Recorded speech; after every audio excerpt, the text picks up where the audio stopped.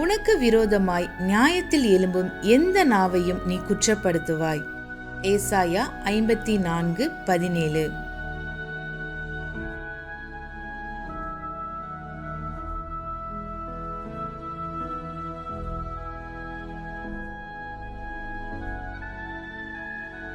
And every tongue that shall rise against thee in judgment, thou shalt condemn.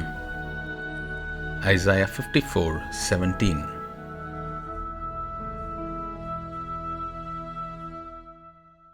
கிறிஸ்துவுக்குள் பிரியமானவர்களே, ஆண்டவரும் இரட்சகருமாகிய இயேசு கிறிஸ்துவின் நாமத்தினாலே காட் கோசிஸ் மினிஸ்ட்ரிஸ் சார்பாக அன்பின் வாழ்த்துதலை தெரிவித்துக் கொள்கிறேன்.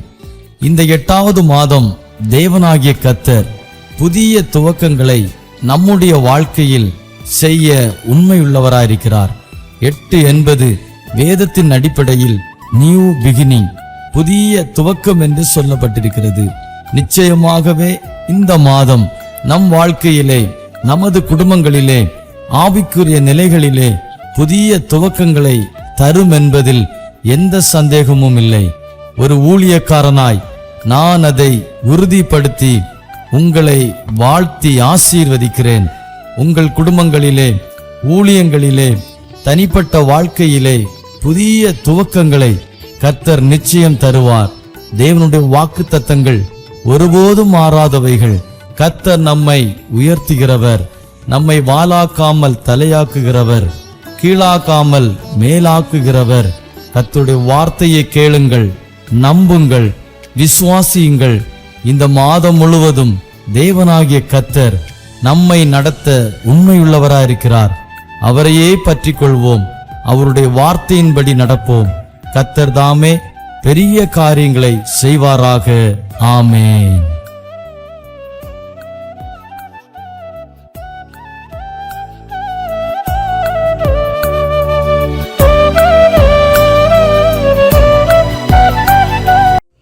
பிதாவாகிய தேவனுக்கும் குமாரனாகிய இயேசு கிறிஸ்துவுக்கும் பரிசுத்த ஆவியானவருக்கும் கோடான கோடி சோத்திரம் சோத்திரம். சத்திய வார்த்தையான தேவனுக்கு துதி, கனம், மகிமை உண்டாவதாக. காட் குருசிஸ் மினிஸ்ட்ரியை இயக்கி வரும் இயக்குனரும் போதகருமாகிய உயர்திரு டாக்டர் தாமஸ் செல்லையா அவர்களை தேவன் தரிசனத்தின் பாதையில் நடத்தி சம்பூர்ணமாய் ஆசீர்வதிப்பாராக. ஆமென். 0 என்ற தலைப்பில் செய்தியை கேட்டு சிந்திப்போம், செயல்படுவோம். 0வுக்கு மாற்று பெயர் தாழ்மை என குறிப்பிடலாம். தாழ்மைக்கு எதிர்ச்சொல் பெருமையாகும். 1 பேதுரு 5:5 பெருமை உள்ளவர்களுக்கு தேவன் எதிர்த்து நிற்கிறார், தாழ்மை உள்ளவர்களுக்கோ கிருபை அளிக்கிறார். இந்த உலகத்தில் சுமார் 750 கோடி மக்கள் வாழுகின்றார்கள். அனைவரையும் தேவனால் ஜெனிப்பிக்கப்பட்டவர்கள். இந்த மனுக்குலத்தில் தேவனுக்கு விரோதமானவர்கள் யாரென்றால் பெருமை உள்ள மனிதனே யாவான்.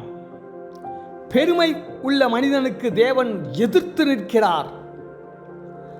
அந்த பெருமை சாத்தானுக்குரியதாகும், தாழ்மை இயேசுவுக்குரியதாகும். மத்தேயு 11:29 நான் சாந்தமும் மனத்தாழ்மையுமாய் இருக்கின்றேன். இந்த வசனத்தில் மனத்தாழ்மையாய் இருக்கிறேன் என்கிறார். பிதாவாகிய தேவனுக்கு இயேசுவானவர் தாழ்மையாய் காணப்பட்டு செயல்பட்டார். பரிசுத்த வேதாகமத்தில் 4 சுவிசேஷ புஸ்தகங்கள் உள்ளது. இயேசுவானவர் பிதா ஒருவரையே அவர் உயர்த்தி தன்னை தாழ்த்துவதை பல இடங்களில் வாசிக்க முடியும்.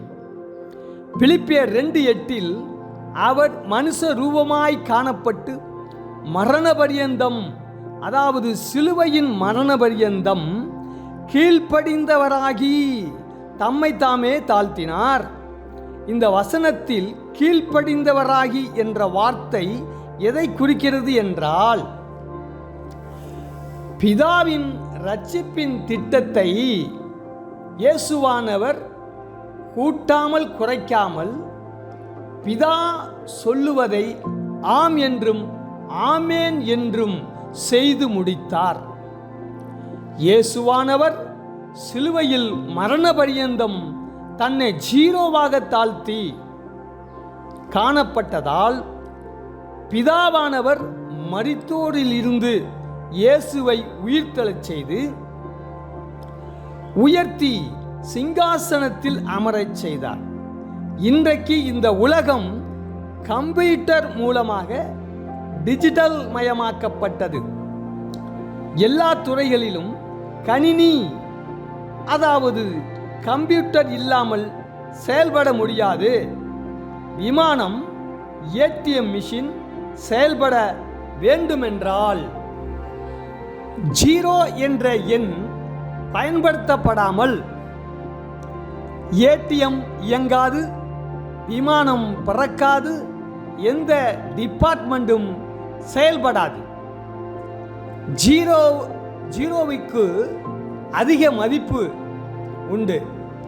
உதாரணத்துக்கு 7 என்ற நம்பரின் பக்கத்தில் 0வை சேர்த்தால் 70. ஆகவே 0வுக்குத்தான் அதிக மதிப்பு. 0 என்ற ஒரு எண் இல்லாவிட்டால் இந்த உலகமே இயங்காது. 0 என்ற எண்ணை கண்டுபிடித்தவர் யார் என்றால் கணித மேதை ராமானுஜன். இவர் தமிழ்நாட்டில் ஈரோடு என்ற இடத்தில் பிறந்தார். இவர் இங்கிலாந்து நாட்டிற்கு சென்று கணிதத்துறையில் உச்சம் தொட்டார். 3000 கணித சூத்திரங்களை கண்டுபிடித்தார். இங்கிலாந்து அரசாங்கம் தமிழனாகிய ராமானுஜன் அவர்களுக்கு கணித மேதை என்ற பட்டத்தை சூட்டினார்கள். கவனியுங்கள், இந்த உலகத்தில் யூதர்களை அடுத்து தமிழன் ஞானத்தில் சிறந்தவன். நான் சொல்லவில்லை, ஆராய்ச்சியாளர்கள் சொல்லுகின்றார்கள். ஆகவே தமிழன் என்று சொல்லடா, தலை நிமிர்ந்து நில்லடா. ஆகவே இந்த செய்தியை கேட்டுக்கொண்டிருக்கும் தேவ பிள்ளைகளே, நீங்களும் இயேசுவை போல் மரண பரியந்தம் அவரை எல்லா காரியங்களிலும் எல்லா சமயங்களிலும் தன்னை ஜீரோவாக தாழ்த்தி இயேசுவை நீங்கள் உயர்த்தும்போது பிதாவானவர் இயேசுவை சிங்காசனத்தில் அமர்த்தியது போல் உங்களையும் ஒரு நாள் அந்த மகிமையான சிங்காசனத்தில் அமர்த்துவார், சந்தேகமே இல்லை. 0வை ராமானுஜன் கண்டுபிடித்தது போல இயேசு கிறிஸ்து 0வாகிய உங்களையும் என்னையும் கண்டுபிடித்தார். தேவனுக்கு மகிமை உண்டாகட்டும். அடுத்து பாபிலோன் ராஜாவாகிய நேபுகாத்து நேச்சரை குறித்து சற்று கேட்போம். பாபிலோன் ராஜா நேபுகாத்து நேச்சரின் ஆட்சி காலத்தில் தனது அரண்மனைக்கு மேல் தன் மனைவியை மகிழ்விக்க மிகவும் அழகான பிரமிக்கத்தக்க ஒரு தொங்கும் தோட்டத்தை உண்டாக்கினார். இது வரலாறு புத்தகத்தில் எழுதப்பட்ட உலக அதிசயத்தில் ஒன்றாகும். இதனால்தான் நேபுகாத்து நேச்சர் பெருமை கொண்டார். சரி, வசனத்துக்குள் வருவோம்.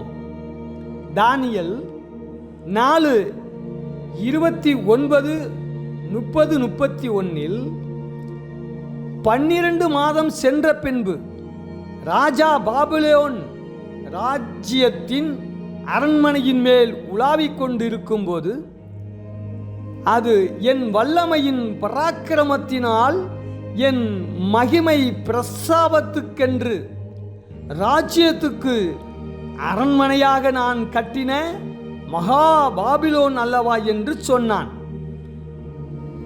அடுத்த வசனம், இந்த வார்த்தை ராஜாவின் வாயில் இருக்கும் போதே வானத்திலிருந்து ஒரு சத்தம் உண்டாகி, ராஜாவாகிய நேபுகாத்து நேச்சரே, ராஜ்யபாரம் உன்னை விட்டு நீங்கிற்று.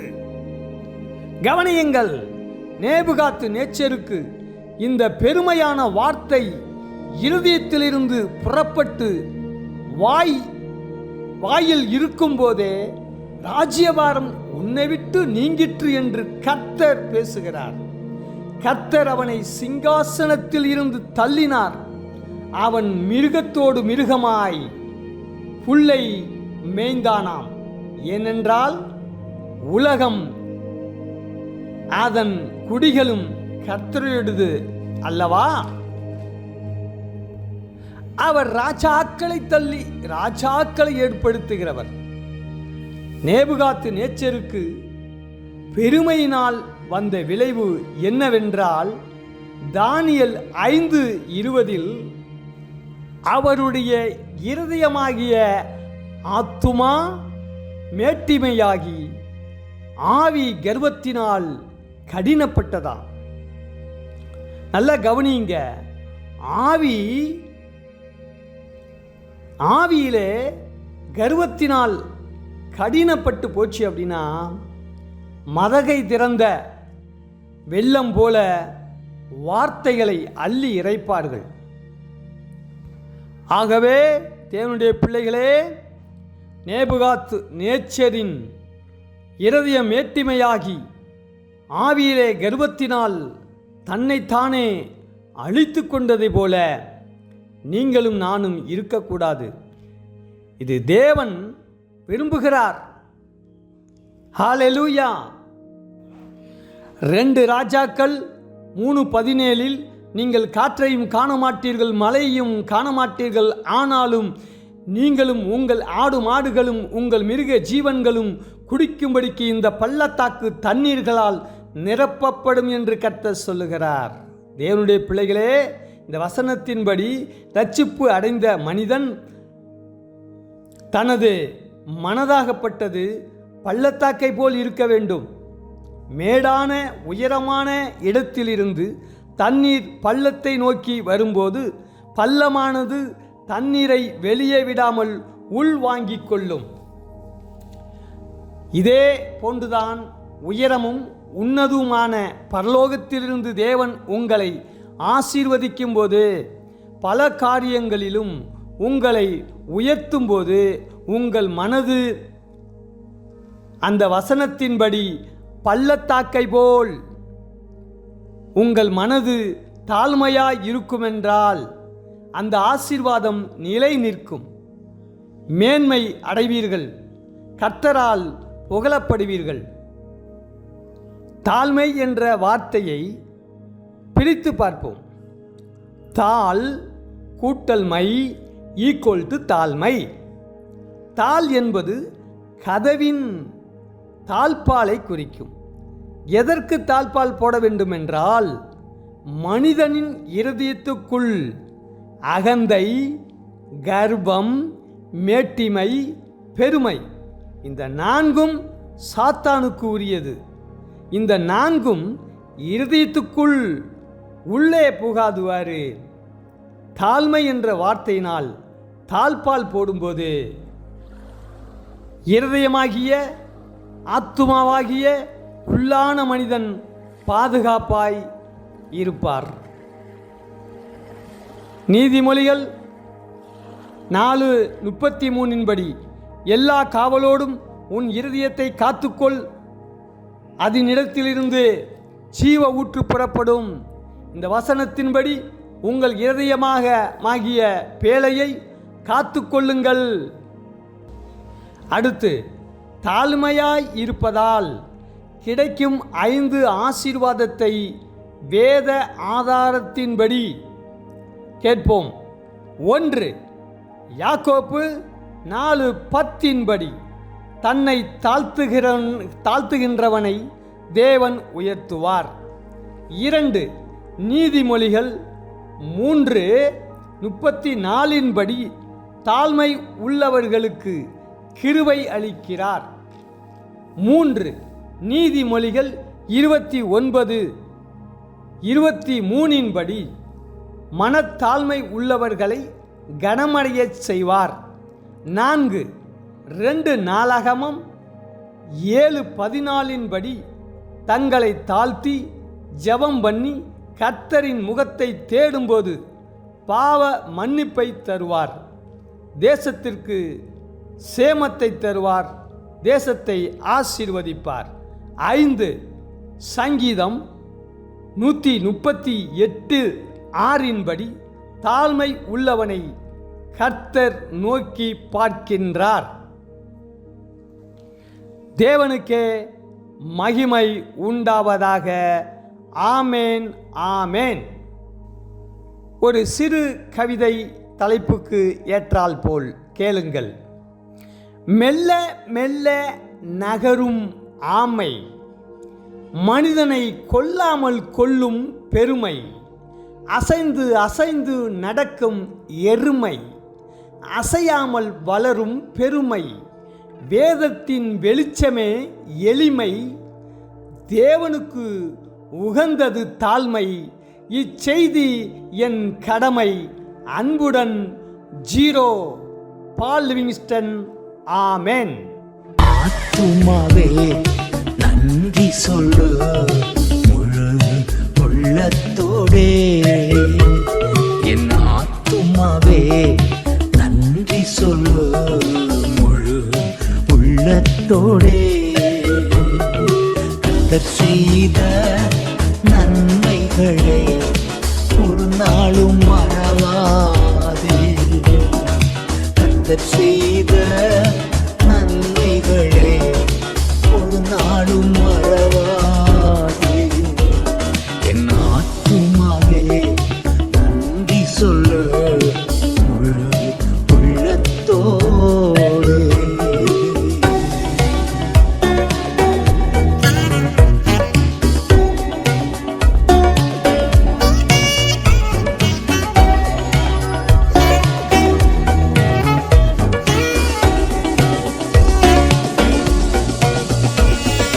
குற்றங்களை மன்னித்தாரே, நோய்களை நீக்கினாரே, குற்றங்களை மன்னித்தாரே,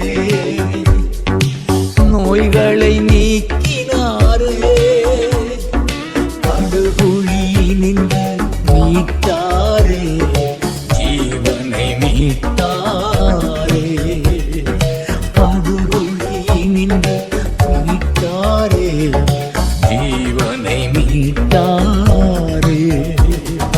கர்த்தர் செய்த நன்மைகளை ஒரு நாளும் மறவாதே, கர்த்தர் செய்த நன்மைகளை ஒரு நாளும் மறவாதே.